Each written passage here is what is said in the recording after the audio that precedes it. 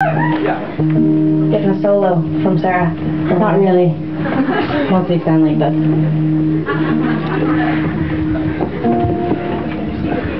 Who's coming to the show tonight?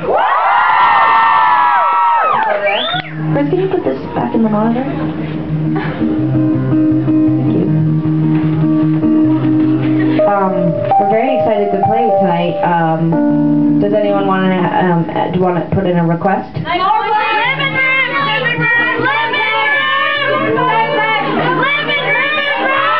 Okay, hold on. Don't get out of hand. Don't get out of hand. Well, we're gonna definitely play living room. In fact, we're gonna play it this afternoon as well, so you'll get to hear it twice. Dark Come Soon. Oh, that sounded so funny. Say it again. Dark Come Soon. That is so adorable. Do we sound funny to you too? Yeah. I mean, I just wonder. I know, obviously, because you have we have different accents, but I just wonder because, you know, like, I just figured that you probably have to hear this horrifying accent all the time, so maybe you're used to it. But do you ever have a hard time understanding us? No. Sometimes I have a hard time understanding you. Like, we were in Belfast for the last few days. So awesome, had a really great time, did not understand. Every time I asked a question, I regretted it almost immediately. I went looking for a sewing kit, and every store I was like, excuse me, do you have like a needle and thread? And they'd be like, and I was like, oh man, so cute, no idea what you said. But it sounded like a no in there, so anyway. It's different, like I'm finding here that it's not as, well, it's clearer, I understand you better, so. Wow, thanks.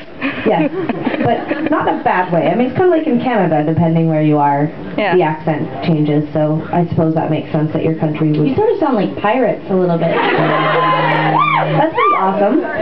We kind of sound like, well, it's kind of faded with time, but like we kind of, when I listen back to old interviews, I think we sound kind of like farmers. Prairie people. Prairie people, yeah. But but it's cool. You sound like pirates. Like at the end of every sentence, it sounds like people are saying "arr." It's kind of cute.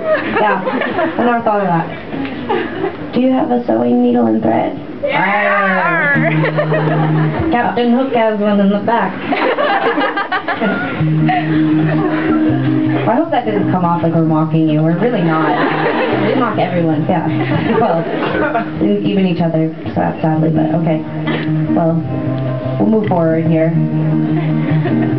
The song is called Call It Off.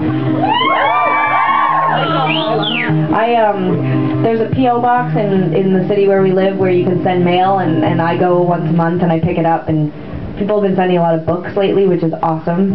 Most of them are addressed to Sara, but Sara lives in Montreal and the mail comes to me, so I know how to read. Yeah. And I'm learning how to read all the books that people send for Sara because I keep them all. But anyway, I get so many letters about our sad songs. Like people write about nights going in and I was married and this song, Call It Off. And people write the most like amazing letters, but really depressing. Like really depressing. Like sometimes I'm like, could you guys write some nice letters? Like things are going well, but it's like, I had the worst year of my life. But after it got better, it got even worse. So now it's not the worst year of my life. It was the second worst year of my life. But this year was the worst. But I still listen to Call It Off every day, and it makes it better. And I'm like, really? I think you need to change some stuff up. Like maybe stop listening to this song because it's not helping, obviously. So anyway. So when you think of this song now, moving forward, it's not a sad song anymore. Okay? I won in the end, and so it can't be the soundtrack to your sadness. Okay? Think of leprechauns and pirates next time. And Sara.